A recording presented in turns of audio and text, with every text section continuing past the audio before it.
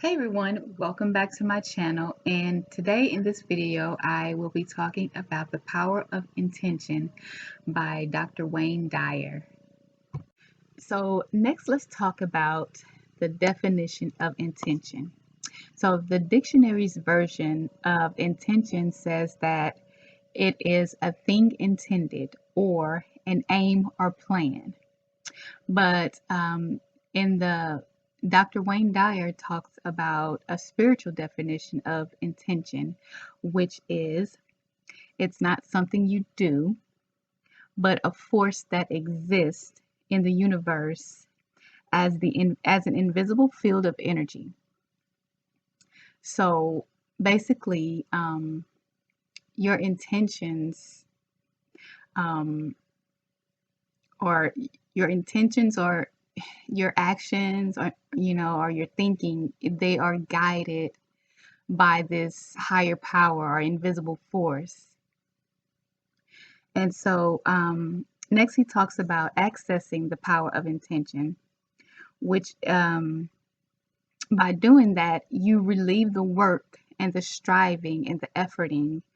And it says accessing the power of intentions relieve the work of striving to fulfill desires by sheer force of will. And next it says, inspired is another word for inspirited, meaning intention is also a way of taking inspired action.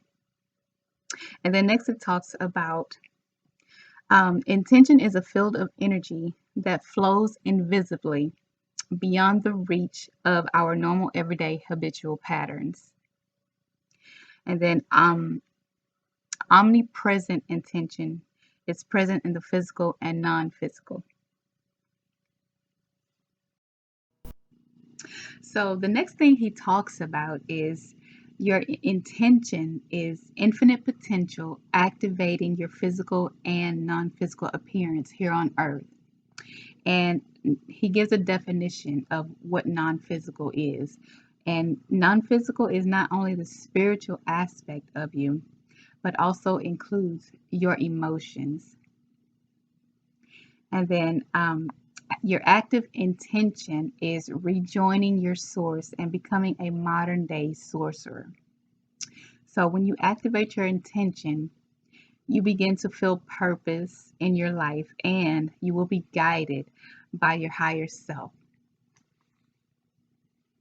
And so he talks about also that how most people on this earth, they are disconnected from that higher self. So we don't act from the intentions of our higher spirit. And so then he goes into talk about how we came to be disconnected from this powerful source, which is called ego. The ego is the disconnection from that source. So then next it explains what it gives definitions of what ego is. And so ego is one when you talk about, it's like I am what I have, meaning you are you are defined by your possessions. And then another form of ego is I am what I do, meaning that your achievements, you are defined by your achievements. And then a third definition he gives is I am what others think of me, meaning your reputation defines you. And then the fourth definition he gives is I am separate from everyone. And my body is defined as me being alone, which that's not true because we are all one. We are all one energy. We are all one source. And then the next definition is I am separate from all that is missing in my life. Basically, you're saying that my life space is disconnected from my desires. in which we know that if we are energy and everything is energy, then what we desire is already within us. And then the last ego definition he gives is I am separate from God, and which basically means that my life depends on God's assessment of my worthiness. And then next he goes into the 4 steps to intention. And so the first step is discipline, learning a new task, and it requires you to train your body to perform as your thoughts desire through practice and non-toxic habits. Then the second talks about wisdom, which after discipline goes wisdom, and those two are combined.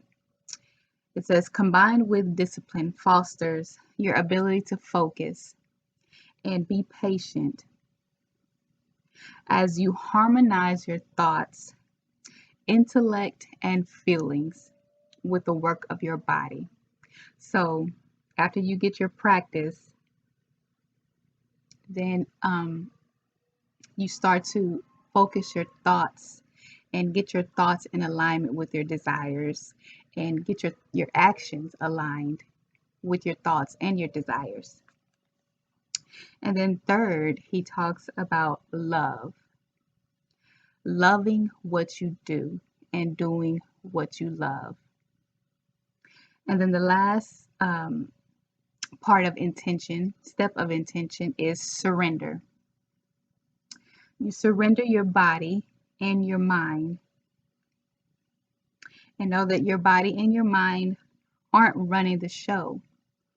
So when you relax and you let a power that's greater than you take over, and you combine all 4 of these steps, and that's how you practice intention. And then also, intention and free will, they seem paradoxical, but are one and the same, because through your free will, you are taking that intention and moving in that divine order. So it says, at any moment in time, all spirit is concentrated at the point where you focus your own attention. So your mind plus your thoughts equals thoughts of the divine mind. And then lastly,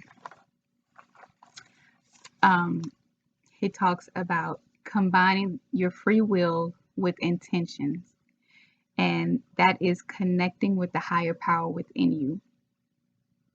So when you follow that inspired action, you're